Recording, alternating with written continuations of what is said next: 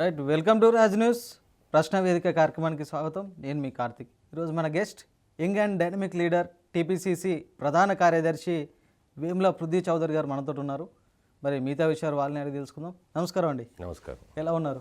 All good అండి, బాగున్నాను. Welcome to Raj news. Thank you. Right, మా మొదటి ప్రశ్న, మీరు రాజకీయాల్లోకి ఎప్పుడు వచ్చారు, ఎందుకు రాజకీయాల్లోకి రావాలనుకున్నారంటే ఏం చెప్తారు? ఒకటి అంటే ఫస్ట్ క్వశ్చనే మీరు మంచి క్వశ్చన్ అడిగినారు. రాజకీయాలకి నేను 7th క్లాస్ నుంచి కూడా విద్యార్థి సంఘాల లీడర్లను 7th క్లాస్ నుండే 7th క్లాస్ నుంచి విద్యార్థి సంఘాల లీడర్లని మేము దగ్గర నుంచి చూడడం జరిగింది. వాళ్ళు ఎందుకంటే విద్యార్థి సంఘాల లీడర్ల వల్ల స్కూళ్ళలకు కానీ ఫీజులు కానీ తగ్గించడంలో, పిల్లలకి పేద విద్యార్థులను చదివించే విధానంలో వాళ్ళు చేసే కృషిని నేను చిన్నప్పుడే చూడడం జరిగింది. అందుకని అప్పటి నుంచి ఇన్స్పిరేషన్ ఉంటుండే. అది ఇంటర్మీడియట్ వచ్చాక ఇంకా విద్యార్థి సంఘాలలోకి రావడం, ఆ ఒక ఇన్స్పిరేషన్తోనే దాని తర్వాత ఎమ్మటిగా పార్టీ యాక్టివిటీస్, ఆర్గనైజేషన్స్ అని చెప్పేసి అట్లనే నాకు తెలియకుండానే నేను రాజకీయాలతో ప్రయాణం చేయడం జరిగింది. సుదీర్ఘంగా ఎన్ని సంవత్సరాల నుంచి రాజకీయాల్లో ఉన్నారు? నాకు తెలిసి నాది వయసు చిన్నది కానీ 20 సంవత్సరాల నుంచి రాజకీయాల్లో ఉన్నాను. అంటే మీ ఓన్ ప్రాపర్ ఎక్కడ? మిర్యాలగూడ, నల్గొండ మిర్యాల కూడా. అయితే మీకు రేణుకా చౌదరి గారి కుటుంబానికి ఉన్నటువంటి సన్నిహితం ఏంటంటే ఏం చెప్తారు? అంటే ఒక రాముల వారికి ఆంజనేయ స్వామికి ఉన్న సంబంధం ఉంది. ఎందుకంటే నేను చిన్నప్పటి నుంచి కూడా పెద్దలందరూ చెప్పేది, రేణుకా చౌదరి గారు ఫ్రైడ్ బ్రాండ్, మంచి లీడరు, వాగ్దాతి, ఏదైనా అనుకుంటే కొట్లాడే తత్వం ఉందని. అది ఇనుకుంటూ నేను ఉన్నా కాబట్టి. అంటే వాళ్ళకి మీకు ఏమైనా బంధుత్వం ఉందా? బంధుత్వం ఏం లేదండి. నేను ఒక సాధారణ కార్యకర్తని, కానీ నా పనితనం ఇది నచ్చి ఇది మేడం ఎంకరేజ్ చేయడం జరిగింది. మేడం గారి లీడర్షిప్ కూడా నేను ఇన్స్పైర్ అయ్యి మేడంతో జర్నీ చేయడం జరుగుతుంది. టీపీసీసీ రాష్ట్ర ప్రధాన కార్యదర్శి పదవి రావడానికి మీకు రేణుకా చౌదరి గారు మీ పదవి ఇప్పడానికి ఢిల్లీలో చక్రం తిప్పిరనేసి టాక్, వాస్తవేనది? అంటే చక్రాలు బండ్లేం తిప్పలేదు, కానీ ఒక పార్టీ కోసం కష్టపడ్డ కార్యకర్తలకి అయితే గుర్తింపు రావాలని మాత్రం మేడం ఎప్పుడు ఆలోచన చేస్తారు. నేననే కాదు, ఈరోజు ఉమ్మడి ఖమ్మం జిల్లాలో ఎంతోమంది నాయకత్వాన్ని తీసుకొచ్చారు. అది ఓన్లీ జిల్లానే కాదు, రాష్ట్ర నాయకత్వంలో కూడా ప్రతి జిల్లాలో కూడా ఎవరైనా పార్టీకి ఉపయోగపడతారు, పార్టీకి ఇంకో 30-40 సంవత్సరాలు కష్టపడితే పనిచేసి గుర్తింపు తీసుకురాగలుగుతారు అనే వాళ్ళందరినీ కూడా మేడం ఎంకరేజ్ చేస్తారు. అదేవిధంగా మిమ్మల్ని కూడా ఎంకరేజ్ చేస్తారు. సో మీరు టీపీసీసీ ప్రధాన కార్యదర్శి ఉన్నారు. మీ కొందరు మీ పార్టీ కార్యకర్తలే అంటున్నారు టీపీసీసీ కమిటీ పేరుకు మాత్రమే కమిటీ, కానీ ఆ కమిటీ వల్ల పార్టీకి ఎలాంటి ఉపయోగం లేదు, ఆ కమిటీతో పార్టీ కూడా ఎటువంటి డెవలప్మెంట్ అవుతలేదు అనేసి అంటున్నారు. ఇప్పుడు నిజమైన కాంగ్రెస్ కార్యకర్తలు ఎవరైతే ఆ మాట అన్నారు, ఎందుకంటే కాంగ్రెస్ పార్టీ గురించి తెలుసు, దేశంలో కాంగ్రెస్ పార్టీ అవసరం ఏందో తెలుసు. ఈ రోజు సెక్యులర్ భావాలకి నిజమైన కాంగ్రెస్ నాయకులు కాకుండా వేరే కాంగ్రెస్ నాయకులు కూడా ఉన్నారా మీ పార్టీలో? వేరే కాంగ్రెస్ లేదు. నిజమైన కాంగ్రెస్ కార్యకర్తలు అంటే పార్టీలో కష్టపడే వాళ్ళు, పార్టీలో కష్టపడే వాళ్ళకి తెలుస్తుంది పార్టీలో ఏం పని జరుగుతుంది. ప్రధాన కార్యదర్శి పార్టీలో వెనుపోటు పొడిచిన నాయకులు కూడా ఉన్నారు. అయితే వెనుపోటు నేను అనలేగా, నేను అనేది పార్టీకి కష్టపడే కార్యకర్తలు. ఇప్పుడు మనం ఓ బిల్డింగ్ ఉంది, బిల్డింగ్ లో మనం దూరం నుంచి చూస్తే బిల్డింగ్ వరకు కనపడుతుంది, కానీ ఆ బిల్డింగ్ కష్టపడే కార్మికులకు తెలుసు అది ఎంత కష్టం ఉంటుందో, ఆ బిల్డింగ్ నిర్మించడానికి ఎంత కష్టం ఉంటుందని. అట్లనే కష్టపడే కార్యకర్తలందరికీ కూడా అవగాహన ఉంది, పార్టీ ఏం చేస్తుంది, పార్టీ క్యాడర్ ఏం చేస్తుంది, పార్టీలో పదవులు ఉన్న వాళ్ళు ఎట్లా కష్టపడుతున్నారు అనే విషయం వాళ్ళకి పూర్తిగా తెలుసు. రాష్ట్ర ప్రధాన కార్యదర్శిగా పార్టీ బలోపేతంలో మీ పాత్ర ఏంటంటే ఏం చెప్తారు? ఇప్పుడు మీరు చూడండి, ఒకప్పుడు ఏంటంటే రాష్ట్ర కమిటీ ఏర్పడ్డా కూడా ఎక్కడ కూడా ఇన్ఛార్జి సిస్టమ్ అనేది తక్కువ ఉండేది కాంగ్రెస్ పార్టీకి. దానిలో ఇప్పుడు ఏమవుతుందంటే మండల్ వ్యవస్థ, గ్రామాల నుంచి కూడా ఇన్ఛార్జీలు ఇవ్వడం జరిగింది. అంటే ఏ పార్టీలో లేని ఇన్ఛార్జి వ్యవస్థ మీ కాంగ్రెస్ పార్టీలో మాత్రమే ఉంటుంది దాదాపు. ఆ ఇన్ఛార్జి వ్యవస్థ వల్ల పార్టీకి నష్టమా లాభమా? లాభం అండి. ఇప్పుడు ఉదాహరణకి నన్ను మహబూబ్నగర్ జిల్లా పార్లమెంట్కి ఇన్ఛార్జ్ జనరల్ సెక్రటరీగా వేసినారు. ఇప్పుడు నేను కూడా కార్యకర్తలకు అందుబాటులో ఉంటున్నా కదా, పార్టీ నిర్మాణంలో కానీ, జిల్లా కమిటీ నిర్మాణం కానీ, మండల కమిటీ నిర్మాణంలో అన్ని కూడా మేము వెళ్ళి పనిచేస్తూ ఉంటాం అనమాట. ఇది ఒక రకంగా ఏంటంటే వాలంటరీగా వర్క్ చేయడం అనమాట. ఇప్పుడు మనకు బాధ్యత ఇస్తారు, బాధ్యతని మనం ఎట్లా చేస్తున్నాం ఏందని చెప్పి మాకు కూడా ఒక మానిటరింగ్ ఉంటుంది. ఎవ్రీ 15 రోజులకు ఒకసారి మాకు జూమ్ కాల్స్ నడుస్తుంది. మేము చేసే పనితనం అంతా కూడా జూమ్ కాల్స్ వివరించడం జరుగుతుంది. ఇన్ఛార్జ్ గారు మీనాక్షి గారు జాయిన్ అవుతారు, పీసీసీ ప్రెసిడెంట్ మహేష్ గౌడ్ గారు జాయిన్ అవుతారు. ప్రతి ఒక్క ఇన్ఛార్జిని కూడా 1-to-1 మాట్లాడి వాళ్ళు ఎక్కడెక్కడ పని చేస్తున్నారు, ఏంది అక్కడ సమస్యలు ఏంది, కార్యకర్తలతో మేము వాళ్ళతో కలిసి ప్రయాణించాలన్నమాట. ఇన్ఛార్జ్ వ్యవస్థ అంటే ఏంది, ఏదో ఎక్కడో ఉండి దూరంగా ఉండి జరిగేది కాదు, మేము ఫీల్డ్లో ఉండేది. ఈరోజు మహబూబ్నగర్లో మీరు చూసుకుంటే నెలకు మేము 4-5 రోజులైనా మహబూబ్నగర్ కేటాయించడం జరుగుతుంది. దాని ద్వారా ఏంటంటే కార్యకర్తలకు ఏదైనా అవసరం ఉన్నా కూడా మేము వారధిగా ఉంటూ పార్టీకి, ప్రభుత్వానికి, కార్యకర్తలకి మధ్యలో వారధిగా ఉంటూ సమన్వయం చేయడం జరుగుతుంది. ఇది ఇన్ఛార్జ్ వ్యవస్థ. ఈ వ్యవస్థ ఏమన్నా తప్ప? మంచిదేగా. మీ పాత్ర ఏంది మరి పార్టీ బలోపేతంలో? ఇదే చెప్తున్నాను. యాజ్ ఏ మా మహబూబ్నగర్ ఇన్ఛార్జ్ జనరల్ సెక్రటరీగా నా కేటాయించిన నియోజకవర్గాల్లో గ్రామ స్థాయి నుంచి, ఉదాహరణకి బూత్ లెవెల్ ఏజెంట్ల కాడి నుంచి నిర్మాణం చేసుకుంటూ గ్రామ కమిటీలు, జిల్లా కమిటీలు, మండల్ కమిటీలు ఏర్పరచుకోవడం, ఏఐసిసి పిలిపించిన ఏ కార్యక్రమం కూడా ఆ యొక్క జిల్లాలో కార్యక్రమాలు అయ్యే విధంగా మళ్ళీ రాష్ట్రంలో ప్రభుత్వం అధికారంలో ఉన్నాం కాబట్టి రేవంత్ అన్న చేసే అభివృద్ధి కార్యక్రమాలు కానీ సంక్షేమ కార్యక్రమాలు కూడా ఇవి కూడా క్యాడర్ వరకు చేరే విధంగా మేమంతా కూడా ప్రణాళికలు చేయడం జరుగుతుంది. ఇప్పుడు నా పాత్ర మహబూబ్నగర్లో మా పాత్ర మేము చేస్తున్నాం. అట్లా ఇన్ఛార్జ్ వ్యవస్థలు కానీ పార్టీ కానీ సమష్టిగా పనిచేయడం వల్లనే మీరు చూస్తే 90% సర్పంచ్ ఎలక్షన్స్ గెలిచినాం, మున్సిపాలిటీ ఎలక్షన్స్ గెలిచినాం, ఉప ఎన్నికలు గెలుస్తున్నాం. అన్నీ కూడా ఏంటంటే టీమ్ ఎఫర్ట్.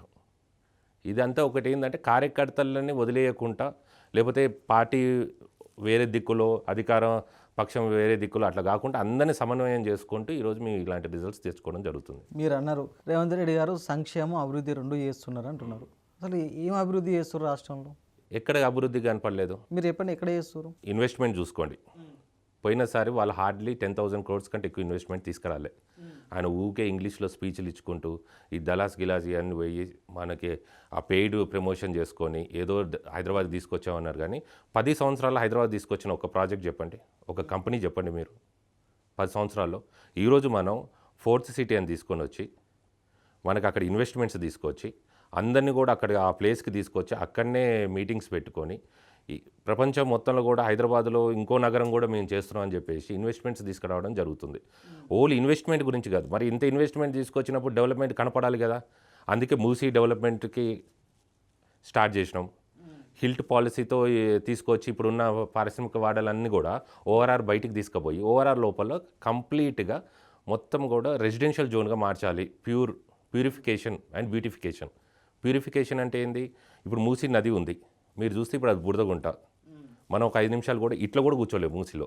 ఇప్పుడు అదేం చేస్తున్నారు, ఆ వాటర్ బంద్ కావాలంటే ఎక్కడి నుంచి వస్తే ఇండస్ట్రియల్ ఏరియా నుంచి వేస్టేజ్ అంతా వచ్చి దీనిలో కలుస్తుంది. ఇండస్ట్రియల్ ఏరియాలో వేస్టేజ్ బంద్ చేయాలంటే ఇండస్ట్రియల్ అన్నీ కూడా ఓఆర్ఆర్ బయటికి వెళ్ళిపోయాక గోదావరి నుంచి 20 TMCలు తీసుకొచ్చి 2.5 TMCలోనే ఇప్పుడు కాన్స్టెంట్గా ఫ్లో అయ్యేటట్టు చేసుకొని 17.5 TMCలోనేమో డ్రింకింగ్ వాటర్ ఫెసిలిటీగా చేసుకొని ఆ చుట్టూ ఉన్న కారిడార్ కూడా మొత్తం బ్యూటిఫికేషన్ డెవలప్ చేసి నైట్ టూరిజం ఒకటి డెవలప్ చేసి దాని ద్వారా ఏంటంటే టూరిజం డెవలప్ అయితే రెవెన్యూ డెవలప్ అవుతుంది. అక్కడ మొత్తం కూడా కమర్షియల్ యాక్టివిటీస్ పెరుగుతాయి, ఈవెంట్స్ పెరుగుతాయి. మళ్ళీ బ్యూటిఫికేషన్ అవ్వడం వల్ల అక్కడ రియల్ ఎస్టేట్ కూడా పెరుగుతుంది. అట్లా ఒక ప్లాన్ ప్రకారం ఏదో చేసాం. పోయినసారి చేసినారు మూసీ రివర్ ఫ్రంట్ అని. మీ ప్రభుత్వంలో రియల్ ఎస్టేట్ ఉందా? ఎందుకు లేదు? రియల్ ఎస్టేట్ చేసే వ్యాపారులు అందరూ కాంగ్రెస్ గవర్నమెంట్ వచ్చిన తర్వాత రియల్ ఎస్టేట్ వ్యాపారమే పడిపోయిందని విమర్శలు. రియల్ ఎస్టేట్ మీరు వ్యాపారాలు ఎవరు కొంతమంది ప్రీ లాంచ్ వ్యాపారాలు వాళ్ళకి ఇబ్బంది. ఎందుకంటే మేము వచ్చాక స్ట్రిక్ట్గా ప్రీ లాంచ్ వ్యాపారాన్ని మొత్తం బంద్ చేసినాం. ఎందుకంటే రేరా చట్టాన్ని ఇంకా స్ట్రెంథన్ చేసి ప్రీ లాంచ్ లేని విధంగా అందరి మీద కూడా ఈరోజు కేసులు పెట్టేసి ప్రతి ఒక్క కూడా ప్రజావాణి పెట్టుకొని ఎక్కడ ఏ సమస్య వచ్చినా కూడా వాళ్ళ మీద ఇప్పుడు కేసులు అవ్వడం వల్ల ఇది మేము బబుల్ రియల్ ఎస్టేట్ క్రియేట్ చేయలే. ఫేక్గా వాళ్ళ బినామీలతోనే ఎకరం 100 కోట్లు కొనిపించుకొని హైదరాబాద్ రియల్ ఎస్టేట్ పెరిగిపోయింది, 100 కోట్ల ఎకరం అయింది. అట్లా మేము చేయలేదు. మీ కాంగ్రెస్ పార్టీలో ఎవరికి బినామీలు లేరేంది? ఎక్కడున్నారు బినామీలు? ఉంటే మాది ఏ మంత్రికి ఇప్పుడు దేశం మొత్తంలో ఇన్ని సంవత్సరాలు పరిపాలించి మా బ్యాంక్ అకౌంట్లో ఉన్న పైసలు చూడండి. నిన్నగాక మొన్న అధికారంలో వచ్చి అక్కడ దాకా ఎందుకు బీఆర్ఎస్ పార్టీ బ్యాంక్ అకౌంట్ చూడండి, ఏది రిచెస్ట్ పార్టీ మీకే తెలుస్తుంది. సరే, మీరు ఇంతసేపు సుందరీకరణలో భాగంగా మూసీ గురించి తీసిరు. మూసీ సుందరీకరణ పేరుతోటి పేదల ఇల్లులు గులగొట్టి వాళ్ళ పొట్ట మీద కొట్టడం కరెక్టేనా? పేదల ఇల్లులు ఎక్కడ గులగొట్టలేదు. ఇదంతా ఏమవుతుందంటే ఎక్కడైతే మూసీ డెవలప్ అవుతుందో, డెవలప్ అయితే హైదరాబాదు అనేది ప్రపంచ పటంలో ఒక పెద్ద సిటీగా తయారవుతుంది. ఇట్లా తయారైతే రేవంత్ అన్నకి పేరు వస్తుంది అని ఒక కుళ్ళుతో కొంతమంది చేసింది. ఇప్పుడు కొంతమంది టీవీ ఓపెన్ చేసిన ఏదో ఓపెన్ చేసినా కూడా ఈ కాలనీలో మా ఇల్లు కూల్చిరు, ఈ కాలనీలో మా ఇల్లు కూల్చేసి నిరుపేదలు మొత్తుకుంటారు. అంటే వాళ్ళకి మళ్ళీ ఎవరైతే ఇల్లులు కూల్చడం జరిగిందో వాళ్ళందరినీ కూడా తీసుకెళ్లి అదే ఏరియాలో ఉన్న గవర్నమెంట్ ల్యాండ్లో ఇల్లులు కట్టేయడం జరుగుతుంది. ఇప్పుడు వాళ్ళు ఉన్నది ఇల్లు ఎక్కడ ఒకరికన్నా ఇచ్చిరా? ఇప్పుడు వాళ్ళందరూ ఇప్పుడు అదే చర్చలు జరుగుతున్నాయి. ఇప్పుడు ఎందుకు మూసీ ప్రాజెక్ట్ కొంచెం లేట్ అయింది? చర్చలు జరుగుతున్నాయి, చర్చలు మాత్రమే. వాళ్ళని అందరినీ ఐడెంటిఫై చేయడం జరిగింది. ఇప్పుడు ఆన్ రికార్డ్ నేను చెప్తున్నాను, 10,000 మంది బాధితులు ఉన్నారు. రికార్డ్ గవర్నమెంట్ దగ్గర ఉంది, మీరు ఆర్టీఎల్ వేసుకుని వస్తుంది. 10,000 మంది బాధితులు ఉన్నారు. 10,000 మందికి సరిపడా సిటీలో ఉన్న డబుల్ బెడ్రూమ్ ఇల్లులు ఆల్రెడీ లాక్ చేయడం జరిగింది. ఒకవేళ చాలా మంది కంప్లైంట్స్ ఏమైనా వచ్చినాయంటే మీరు ఎక్కడో డబుల్ బెడ్రూమ్ ఉన్న దగ్గర ఇస్తే మేము ఇక్కడ బిజినెస్ చేసుకునేటోళ్ళం, మాకు వ్యాపారాలు ఇవన్నీ కూడా ఆల్రెడీ ఇన్ని సంవత్సరాలు మీకు లింకప్ అయ్యి ఉన్నాం కాబట్టి మాకు వేరే చోట ఇస్తే మా బిజినెస్లు ఖరాబ్ అవుతాయి అంటే, అలాంటి సమస్యలు చిన్న సాధారణ మనిషి సమస్యను కూడా ముఖ్యమంత్రి గారు ఈరోజు స్వీకరించి అక్కడ దగ్గరలో ఉన్న ఎమ్మెల్యేలందరినీ కూడా అధికారులతో మాట్లాడి ఎక్కడైతే ఇల్లు తీసేయడం జరుగుతుందో ఆ దగ్గర వాటిని ఎక్కడన్నా ప్రభుత్వ స్థలం ఉంటే అక్కడనే ఇల్లు కట్టించే విధంగా, ఆ కట్టించే ఇల్లుల దగ్గర కూడా స్కూల్స్, హాస్పిటల్స్, కాలేజీలు కట్టే విధంగా, ఎందుకంటే వాళ్ళకి ఇప్పటిదాకా స్కూల్ కాలేజ్ లేదు. మీ అందరేమో ఇప్పుడున్న తరం చూస్తున్నారు, రేవంత్ అన్న భవిష్యత్ తరాన్ని చూస్తున్నారు. సో ఆ విధంగా కార్యక్రమాలు చేస్తున్నారు. ఇన్ని కార్యక్రమాల్లో అంటే బడ్జెట్ ఆల్రెడీ లేదు, ఆల్రెడీ తినేసినారు బడ్జెట్.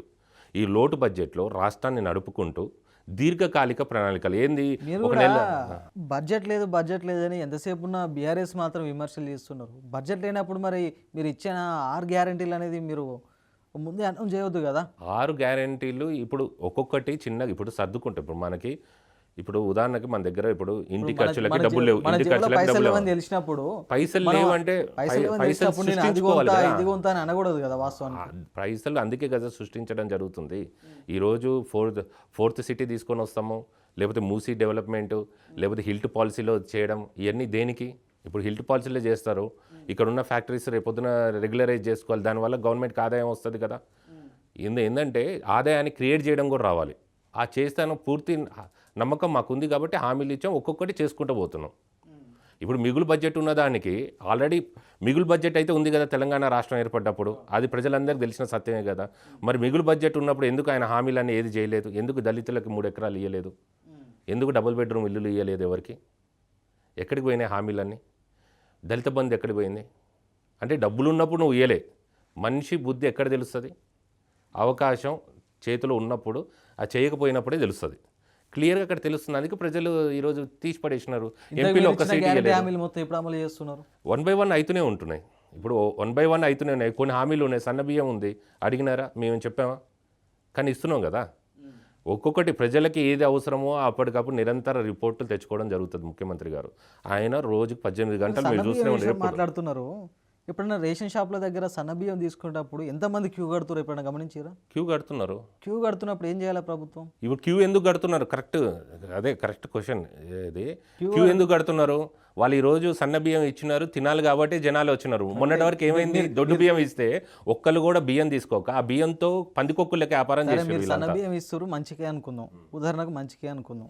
జనాలందరూ పోయి కుప్పలుగా రేషన్ షాపుల దగ్గర క్యూ కడుతున్నప్పుడు రేషన్ షాపులు పెంచొచ్చు కదా రాష్ట్రంలో. ఇప్పుడు ఉంది, నెక్స్ట్ జరుగుతుంది 3 నెలల్లో. ఇప్పుడు రేషన్ షాప్ది వస్తుంది.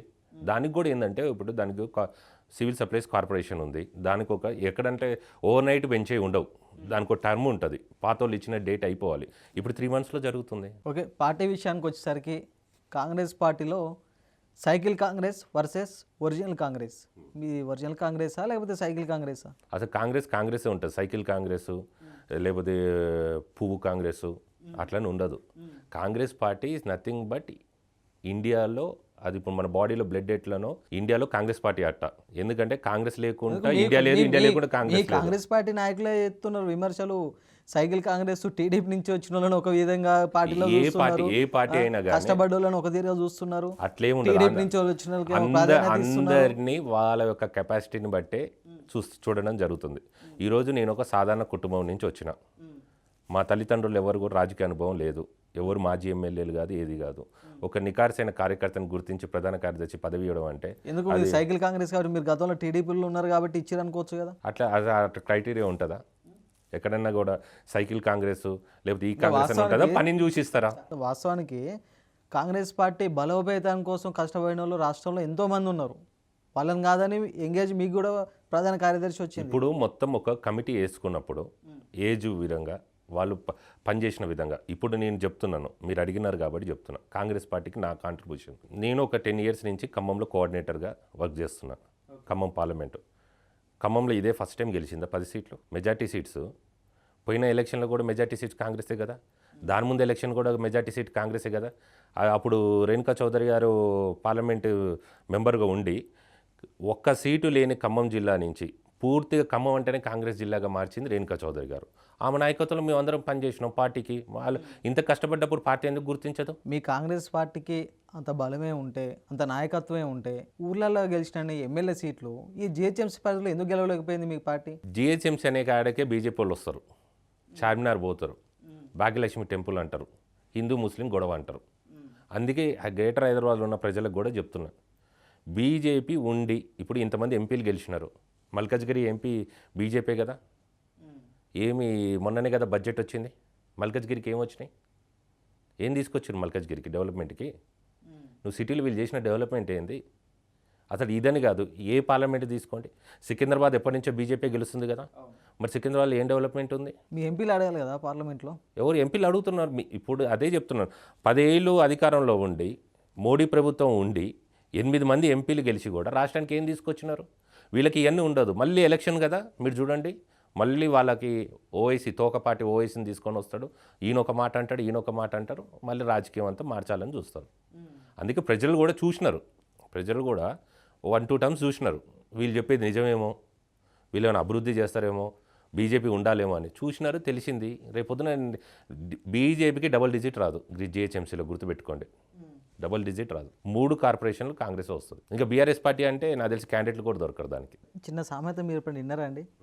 మేడిపండి చూడు మేలినయుండు పొట్ట విప్పి చూడు పురుగులుండు అనే సామెత ఉన్నారా? అవును. ఇప్పుడు మీరు విలేజ్లలో ప్రస్తుతం కాంగ్రెస్ ప్రభుత్వంలో కష్టపడ్డ కార్యకర్తల బాధలు ఎప్పుడైనా విన్నారా? మేము కష్టపడే కార్యకర్తలు మేమే కదా, మేము కష్టపడ్డ కార్యకర్తను కదా, గుర్తింపు లేదా? అందరికీ గుర్తింపు. ఇప్పుడు మొన్న 90% సర్పంచ్లు గెలిచారు. గ్రామాల్లో ఉన్న కార్యకర్తనేగా పోయి సర్పంచ్ చేసి నేను పోయి సర్పంచ్ అయినా. మున్సిపాలిటీ ఎలక్షన్స్లో మొత్తం గెలిచినాం. ఈరోజు అందరు కౌన్సిలర్ అయ్యారు. మీరు ఒకసారి ఒక డేటా తీయండి. అసలు మీ పార్టీలో కార్యకర్తలు సంతోషంగా ఉన్నారా? ఎందుకు లేరు? సంతోషంగా అంటున్నారు కదా. కార్యకర్తలు లేని పార్టీలు ఏమన్నా 2 పార్టీలు అంటే బీజేపీ, బీఆర్ఎస్. మీరు అందుకే బయట వాళ్ళు ప్రోగ్రామ్ చేద్దామన్నా కూడా క్యాడర్ దొరకట్లేదు వాళ్ళకి. ఎప్పుడు వాళ్ళ కుటుంబంలో 4-5 వాళ్ళని పోగు చేసుకొని రావడం తప్పితే మీకు ఇప్పుడు చూడండి, ఈ 2 సంవత్సరాల్లో వీళ్ళు చేసే కార్యక్రమాలు ఎప్పుడైనా జనాలు రావడం చూసిరా? జనాలు బ్యాన్ చేసిరు అసలు వాళ్ళిద్దరిని. మీకు అందుకే ఎక్కడ కూడా ఈ 2 పార్టీ ప్రతిపక్షాలు ఉన్నాయా లేవా అని కూడా అర్థం కాదు. తెలంగాణలో ఉన్న ఒకే ఒక పార్టీ అధికారపక్ష పార్టీ. ఇంకా ప్రజల సమస్యల గురించి ఇంకేమైనా మాట్లాడాలంటే మా అధికార పార్టీ ఎమ్మెల్యేలే మాట్లాడతారు అసెంబ్లీలో, ఎందుకంటే ప్రతిపక్ష ఎమ్మెల్యేలు రారు కాబట్టి. కేసీఆర్ ఏడున్నాడు? వచ్చిండా? ఇప్పుడు జనాల గురించి మాట్లాడిండా? వాళ్ళ కార్యకర్తలు మొత్తుకుంటారు. అసలు ప్రభుత్వంలో ఏం జరుగుతుంది అంటే కొంతమంది ప్రతిపక్ష పార్టీలు అయితే మీ పార్టీ నాయకులు అయితే ఏ విధంగా విమర్శలు చేస్తారంటే, కోతికి కొబ్బరి చిప్ప దొరికినట్టు పార్టీ అధికారంలోకి రాగానే ఒక్కొక్క మంత్రి 2-3 శాఖలు దగ్గర పెట్టుకుంటున్నారే తప్ప కొత్త వాళ్ళకి అవకాశం ఇద్దాం లేదా ఒక వేరే ఎమ్మెల్యేకు మంత్రి పదవి ఇచ్చి ఒక శాఖను ఒప్పచెప్దాం అనే ఆలోచన ఏం లేకుండా కనీసం ఇప్పటివరకు 2 సంవత్సరాలు దాటింది కూడా గవర్నమెంట్ వచ్చి, ఇప్పటివరకు మంత్రివర్గ విస్తరణే జరగలేదు. ఇప్పుడు త్వరలో మంత్రివర్గ విస్తరణ ఉంటుందని చెప్పేసి ఏఐసీసీ నాయకులు కానించి, మా పీసీసీ ప్రెసిడెంట్ కానించి, సీఎం రేవంత్ అన్న కానించి అందరూ అంటున్నారు త్వరలో వస్తుంది. అయితే ఎందుకు డిలే అవ్వడానికి ఒక రీజన్ చెప్తా. ఎందుకంటే కోర్ కార్యకర్తగా మేము పనిచేస్తున్నాం కాబట్టి కాంగ్రెస్ ఐడియాలజీ తెలిసిన వాళ్ళకి అర్థమవుతుంది. ఇప్పుడు బీఆర్ఎస్ గవర్నమెంట్ తీసుకోండి, మినిస్టర్స్ పదవి ఇచ్చినారు, ఫస్ట్ టర్మ్లో ఒక మహిళకి ఇవ్వలే. ఆ పని కాంగ్రెస్లో జరగదు. కాంగ్రెస్ ఎవరి జాగీర్ కాదు, అందరి జాగీర్ ఇది. ప్రతి ఒక్క కులము దీనిలోకి రావాలి, ప్రతి ఒక్కరికి ప్రాధాన్యత ఉండాలి, అన్ని వర్గాలను కలుపుకొని పోవాలి. కాబట్టి క్యాస్ట్ ఈక్వేషన్ చూస్తుంది. లేకపోతే మంత్రివర్గ విస్తరణ చేయడం, మంత్రివర్గంలో తీసుకోవడం, ఇదంతా కూడా ఇట్ డజంట్ మ్యాటర్. ఇది సింపుల్గా అయిపోయే పనే. మీ పార్టీ ఎమ్మెల్యేలు అలుగుతున్నారు కదా మాకు మంత్రి పదవులు ఇవ్వట్లేరని. ఎందుకు అలుగుతున్నారు? ఇప్పుడు ఖాళీగా ఉన్నాయి, 3 మంత్రి పదవులు ఖాళీగా ఉన్నాయి, ఇంకా 30 మంది అడుగుతున్నారు. ఈ స్వేచ్ఛ వేరే పార్టీలో ఉందా? హరీష్ రావుకే దిక్కు లేదు పార్టీలోకి మంత్రి పదవి తీసుకోపోతే. హరీష్ రావు ఏ రోజైనా పెట్టి నన్ను ఎందుకు మంత్రి పదవి తీసుకోవాలని అడిగిండా? అంత దమ్ము లేనోడు, ఆ పార్టీలో అంత స్వేచ్ఛ లేనోడు. స్వేచ్ఛ గురించి మాట్లాడుతున్నారు. ప్రతిపక్ష పార్టీ నాయకులేమో తెలంగాణ అస్తిత్వాన్ని, ఆత్మగౌరవాన్ని తీసుకుపోయి ఢిల్లీ లీడర్ కాళ్ళకాడ పెడుతున్నారనేసి వాళ్ళు మాట్లాడుతున్నారు. ఎవరు పెట్టింది? తెలంగాణ పేరు తీసి భారత సమితి అని పెట్టింది వాళ్ళు. తెలంగాణ పేరుని ఇవ్వడం దిమ్మన్నాడా? ఏం మంది ఎక్కువై వచ్చిన ఆలోచనలు అయ్యన్నీ. నీకు తెలంగాణ పేరు ఎందుకు తీసినావు? ఇజ్జత్ తీయలే అంటే తెలంగాణ పదం ఉంటే నువ్వు గెలవు అనుకున్నావా? నువ్వు తీసుకుపోయి భారతీయ అని పెట్టినావు. భారతీయ అంటే నేషనల్ అనే కదా. ఇప్పుడు నువ్వే తీసుకుపోయి నేషనల్ పెట్టినావు తెలంగాణ ఆత్మగౌరవాన్ని తీసుకొని. పేరు మార్చాల్సిన అవసరం ఏమొచ్చింది? కేంద్రంలో బీజేపీ ప్రభుత్వం, నరేంద్ర మోడీ ప్రధానమంత్రి ఉన్నంత వరకు రాహుల్ గాంధీ ప్రధానమంత్రి అవుతాడు? అసలు రాహుల్ గాంధీ ఆల్రెడీ ప్రజల మనసులో ప్రధానమంత్రి అయిండు. రాజ్యాంగం ప్రకారమే ప్రధానమంత్రి అవ్వేది లేటు. నెక్స్ట్ ఎప్పుడు ఎలక్షన్ వచ్చినా రాహుల్ గాంధీ. మీరు చూడట్లేదా? అసలు మోడీ ఏ రోజు ప్రెస్ మీట్ పెట్టినారా? జనాల ముందుకు వస్తున్నాడా? ఉమ్. మేము ప్రెస్ మీట్ పెట్టిన రోజు లేదు, వాళ్ళం ప్రెస్ మీట్ పెట్టిన రోజు లేదు. సరే, జిల్లా రాజకీయానికి మండల రాజకీయానికి వద్దాం. ప్రభుత్వం ఏర్పడి పార్టీ అధికారంలోకి వచ్చి దాదాపు 2 సంవత్సరాలు దాటింది. ఇప్పటి వరకు జిల్లాలో జిల్లా కమిటీలు లేవు. డీసీసీ ప్రెసిడెంట్లు మొన్న అనౌన్స్ చేశారు. ఆ తర్వాత మండలానికి మండల కమిటీలు లేవు. సిటీకి వచ్చేసరికి టౌన్లకు టౌన్ ప్రెసిడెంట్లు లేరు. ఇప్పుడు అంటే మళ్ళీ ఎలక్షన్ దగ్గరకు వచ్చే టైంలో ఇస్తారు వీళ్ళకి పదవి? అదేం లేదు, ఇది ఆర్గనైజేషనల్గా డెసిషన్. ఇది ఏంటంటే 2026 అనేది ఆర్గనైజేషనల్ ఇయర్గా రాహుల్ గాంధీ ప్రకటించినారు. ఎప్పటి నుంచో ఉన్న మొత్తం ఇది ఓన్లీ మన తెలంగాణ, మన మండల, లేకపోతే మిర్యాలగూడనో లేకపోతే నల్గొండలో ఒక గ్రామమో దాని గురించి కాదు, దేశం మొత్తం కూడా ఆర్గనైజేషన్ మళ్ళీ రీస్ట్రక్చర్ చేయాలనేది రాహుల్ గాంధీ గారి ఆలోచన. దాని ప్రకారమే మొత్తం డీసీసీ ప్రెసిడెంట్లను మార్చి కొత్త వాళ్ళని వేయడం జరిగింది. వాటిలో కూడా మహిళలకు, ఎస్టీ, ఎస్సీ, బీసీ, యువత కంపల్సరీ ఉండాలి. కోట ఉంది. ఇప్పుడు 45 లోపలకి ఇవ్వాలి, కమ్యూనిటీ వైజ్కి ఇవ్వాలి, మహిళలకు ఇవ్వాలి. ఇప్పుడు మీ డీసీసీ ప్రెసిడెంట్ లిస్టు తీసుకోండి, చాలామంది కొత్త వారికి కూడా అవకాశం వచ్చింది. ఎందుకు వచ్చింది అవకాశం? లీడర్షిప్ మొత్తం ఏంటంటే లీడర్షిప్ని మళ్ళీ కూడా రీజనరేట్ చేస్తున్నారు. దీనిలో భాగంగా అయింది. నేను ఎందుకు ఇప్పుడు మహబూబ్నగర్ మన ఇన్ఛార్జ్ జనరల్ సెక్రటరీగా మొన్ననే మేము వంశన్న వచ్చినారు, మహేష్ అన్న వచ్చినారు, కార్యవర్గాన్ని మొత్తం వేసినాం. 71 మందితో కార్యవర్గం వేసినాం. ఈ చరిత్రలో ఏ రోజు కూడా డీసీసీ కార్యవర్గానికి పీసీసీ ప్రెసిడెంట్ ఏ రోజు రాలేదు, ఏ పార్టీ అధ్యక్షులు రాలేదు. అంటే మేము ఇచ్చే గౌరవం కార్యకర్తలకి. ఇవన్నీ కూడా ఎగ్జాంపుల్స్. ఎక్కడ కూడా పీసీసీ ప్రెసిడెంట్ చరిత్రలో ఎప్పుడు రాలేదు. ఎందుకు వచ్చి కార్యవర్గాన్ని ప్రమాణ స్వీకారంలో పీసీసీ ప్రెసిడెంట్ ఎందుకు పాల్పంచుకుంటున్నారు? ఎందుకంటే ఆర్గనైజేషన్ గురించి, ఆర్గనైజేషన్ స్ట్రెంథన్ చేస్తున్నాం. ఆ వచ్చిన ఆర్గనైజేషన్కి పార్టీకి ఎంత ఇంపార్టెన్స్ అనేది కూడా గుర్తింపు కూడా ఉంది. రైట్. పార్టీ విషయానికి వచ్చేసరికి మీ పార్టీలో మీకు ఒకరికొకరు పడట్లేదు. వాస్తవానికి గుంపు రాజకీయాలు ఎక్కువైపోయినాయి. మీ పార్టీలో మీకు గుంపు రాజకీయాలు ఎక్కువైతే ప్రతిపక్ష పార్టీలకు చులకన గారా? మాకెక్కడ గుంపు రాజకీయాలు ఉన్నాయి? ఎన్ని గుంపులు లేవు? గుంపు రాజకీయాలు మేము ఈ మధ్య పేపర్లో చదివేది ఏంటంటే కేసీఆర్ ఇంట్లో ఉన్నాయి గుంపులు. కేసీఆర్ కూతురు ఎవరు చెల్లి వచ్చి అన్న గురించి చెప్పట్లేదు, తండ్రి గురించి చెప్పట్లేదు. మా దగ్గర ఏమున్నాయి? కాకపోతే ఏంటంటే మా దగ్గర డిక్టేటర్ లీడర్షిప్ కాదు, డెమోక్రటిక్ లీడర్షిప్ ఉంది. అంటే ఎవరైనా ఇప్పుడు నాకు సమస్య ఉందనుకో, నేను ఈ మినిట్ కూడా వెళ్ళి సీఎం గారిని కలవగలవచ్చు, పీసీసీ అధ్యక్షులను కలవచ్చు, ఇన్ఛార్జ్ మేడంని కలవచ్చు, ఏది అన్న నాకు ఏమైనా అభిప్రాయాలు ఉంటే తెలియజేయచ్చు. దాన్ని వీళ్ళు కూర్చొని దానిలో ఏదో గుంపులు ఉన్నాయి, ఇవి ఉన్నాయి అంటే అది తప్పది. మాట్లాడే స్వేచ్ఛ ఉంది, మిగతా కాడ అది లేదు. ఎందుకు బీజేపీలో గుంపులు ఉన్నాయని చెప్పి మా మల్కజ్గిరి ఎంపీ ఈటల రాజేందర్ అనట్లేదా? వాళ్ళు రోజు రోడ్డుకి ఎక్కట్లేదా? ఒకరికొకరు కొట్టుకోవట్లేదు అక్కడ? అసలు వాళ్ళు ఎప్పుడైనా అలేబలే చేసుకోవడం అని చూసారా మీరు? కాంగ్రెస్ పార్టీలో ఎంతోమంది సీనియర్ నాయకులు కూడా మీలాంటి యంగ్ డైనమిక్ లీడర్ను రేవంత్ రెడ్డి గారు ఎందుకు ప్రోత్సహిస్తున్నారు అంటే ఏం చెప్తారు? నెక్స్ట్ అంటే పార్టీ అనేది ఇప్పుడు మాది 140 సంవత్సరాల నుంచి పార్టీ నడుస్తుంది. ఇది 140కో 50కో 70కో ఆగదు కదా పార్టీ.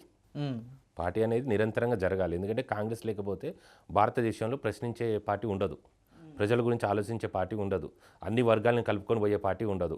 ఈ పార్టీని నిరంతరం ఉండాలంటే యువకులను కొత్త నీరు తీసుకురావాల్సిందే. ఇప్పుడు రాజకీయ పార్టీ అనేది పాత నీరు పోతుంటుంది, కొత్త నీరు వస్తుంటుంది, అంతా ఇట్స్ ఫ్లోటింగ్. లీడర్షిప్ డెవలప్ చేస్తేనే ఇంకో 30-40 ఇయర్స్కి ఉంటారు. ఇప్పుడు నేను ఇంకొక 40 ఇయర్స్ యాక్టివ్ పాలిటిక్స్ చేయగలుగుతా, అది రేవంత్ అన్నకి తెలుస్తుంది. అందుకే అన్న ఏంటంటే లీడర్షిప్ యంగ్ లీడర్షిపే. మీరు ఇప్పుడు చూడండి, రాజ్యసభ ఇస్తున్నా, ఎమ్మెల్సీలు ఇస్తున్నా, కార్పొరేషన్ చైర్మన్లు ఇస్తున్నా, ఏది ఇస్తున్నా కూడా పార్టీ సీనియారిటీ వాళ్ళు చేసిన పనిని గుర్తించడం ఒక పద్ధతి, భవిష్యత్ తరానికి కూడా యంగ్ లీడర్షిప్ని ఇవ్వడం ఒక పద్ధతి. రెండు కూడా ఈక్వల్గా ఫాలో చేస్తున్నారు. అందుకనే మీకు అక్కడ అనుభవం కనపడుతుంది, యువరక్తం కనపడుతుంది. రెండు కనపడితే రెండు సమన్వయంతో పార్టీని ముందుకు తీసుకుపోతుంది. చివరిగా జిహెచ్ఎంసీని 3 భాగాలుగా విభజించడం జరిగింది.